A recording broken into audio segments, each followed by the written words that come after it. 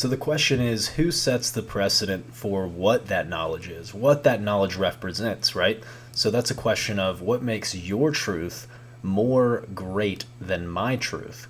So we can look at this in terms of ideals, idealism, and a philosophical point of view, or you can look at this from an archaeological point of view where there's actual evidence supporting the contrary.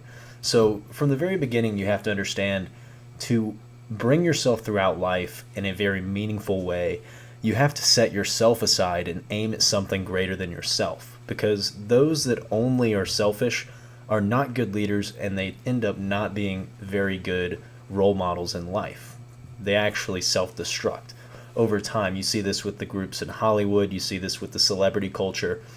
It's disgusting.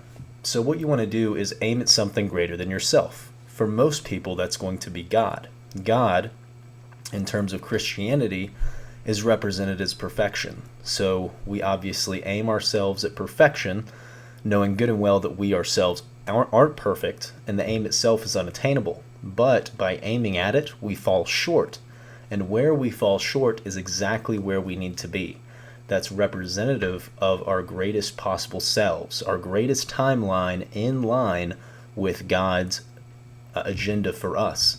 So that's where a lot of the meaning and purpose is found. You aim yourself at the highest ideal, and Christ embodied that in the flesh. That is God in the flesh coming as man to put himself on the cross as a sacrifice for our sins. So Christ embodies the perfect aim as the lamb archetypically.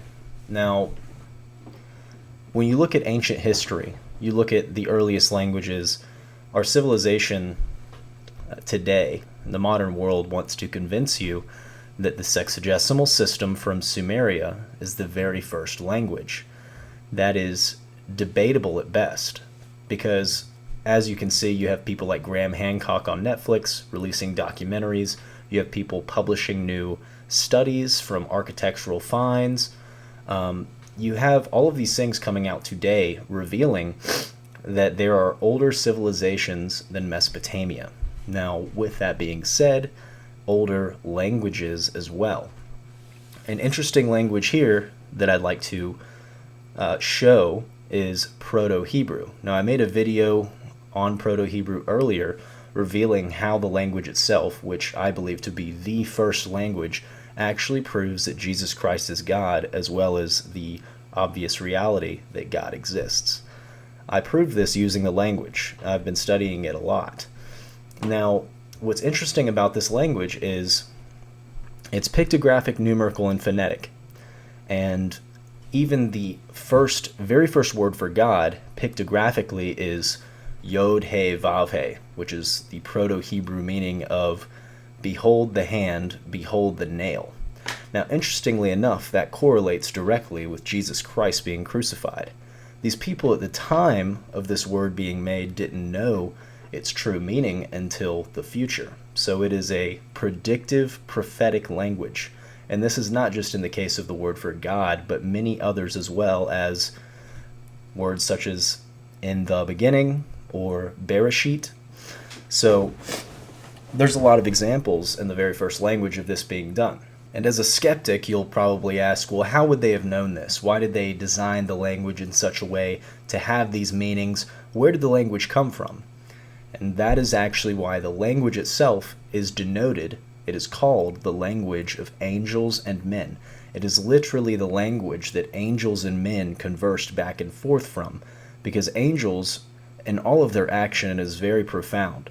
So this written language is meant to be the language that was conversed back and forth between human beings and the sons of God. A very profound understanding. So without going too deeply into specific details, which I'd be more than happy to break down, I will simply answer your question with what I've said, and just concluding with, it is the best because we have Jesus Christ that represents the ideal of perfection, and we have historical evidence as well as archaeological evidence supporting all of the stories we've heard about ancient civilizations dating back to pre-flood civilizations, such as the lineages that we know about that survived the flood. We have the Sethian bloodline and the bloodline of Cain that was wiped out in the flood, with a great majority of the Nephilim that lived during those days as well. Through Noah's lineage, the Sethian bloodline was able to repopulate the earth afterwards. And in the Sumerian texts, Lord Arata is actually Noah in the Sumerian story. Lord Arata is Lord of Ararat, the mountain that Noah settled with his sons. So all of these connect. Ancient Egypt connects to ancient Sumeria.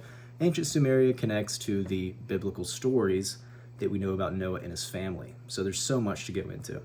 If you configure your life so that what you are genuinely doing is aiming at the highest possible good, then the things that you need to survive and to thrive on a day-to-day basis will deliver themselves to you.